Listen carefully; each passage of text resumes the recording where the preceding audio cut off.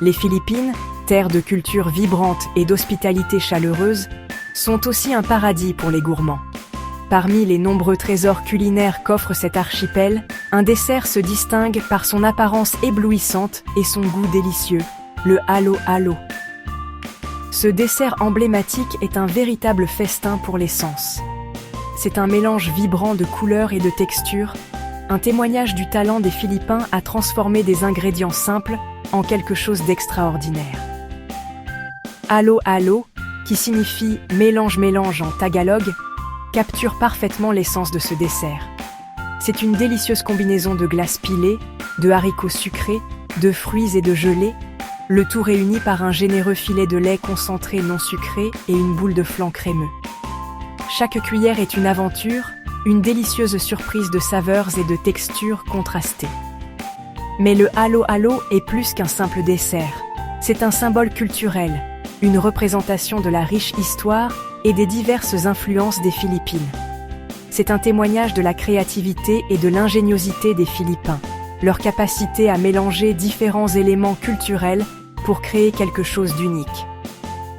Dans les sections suivantes, nous allons approfondir l'histoire fascinante du halo-halo, en explorant ses origines, ses ingrédients et son importance culturelle. Les origines du halo-halo, comme beaucoup de plats populaires, sont entourées d'un peu de mystère. Bien que ses débuts exacts restent flous, les historiens de l'alimentation pensent que les graines de ce dessert ont été semées pendant l'avant-guerre, durant la période de l'occupation japonaise aux Philippines. Il est dit que les Japonais ont introduit aux îles un dessert à base de glace pilée appelé kakigori. Le kakigori, généralement aromatisé aux haricots rouges sucrés et au sirop, a conquis le palais philippin. Les Philippins, connus pour leur ingéniosité et leur amour pour l'adaptation des influences culinaires, n'ont pas seulement adopté le kakigori, ils se le sont approprié. Ils ont commencé à ajouter des ingrédients locaux, comme des haricots sucrés, des gelées à base d'agar-agar et des fruits frais. Cette fusion d'inspiration japonaise et de créativité philippine a donné naissance aux précurseurs de ce que nous connaissons et aimons aujourd'hui sous le nom de halo-halo. Au fil du temps, le dessert a évolué, intégrant de nouveaux ingrédients et variations, reflétant le paysage culinaire diversifié des Philippines. Ce qui a commencé comme une simple gourmandise à base de glace pilée s'est transformé en un symbole de l'ingéniosité et de la créativité culinaire des Philippins.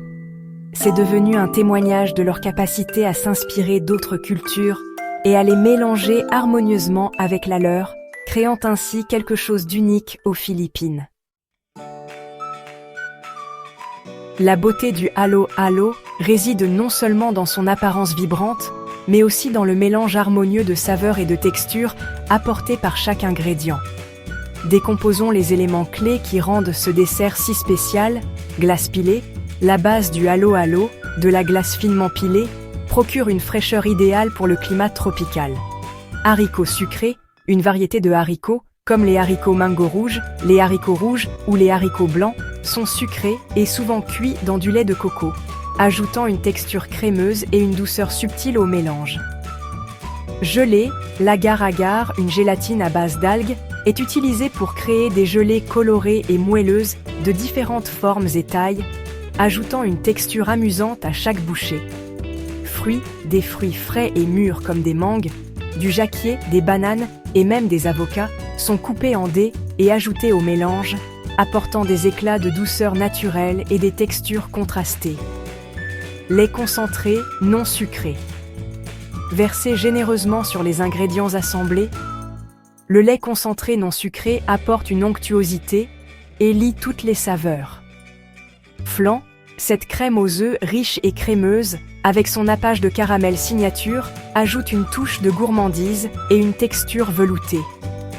Ube alaya, une pâte d'igname violette vibrante, souvent sucrée au lait concentré sucré, ajoute une saveur terreuse unique et une belle teinte au dessert. Chaque ingrédient joue un rôle crucial dans la création de la symphonie de saveurs et de textures qu'est le halo-halo. C'est l'équilibre parfait entre le sucré, le crémeux, le croquant et le rafraîchissant, Un témoignage du talent philippin pour créer des chefs-d'œuvre culinaires à partir d'ingrédients simples et faciles à trouver. Créer un halo-halo, c'est plus que simplement mélanger des ingrédients. C'est une forme d'art, un processus de superposition minutieux qui garantit que chaque cuillère est une explosion de saveurs et de textures. La base, commencez par une généreuse portion de glace pilée dans un grand verre ou un bol.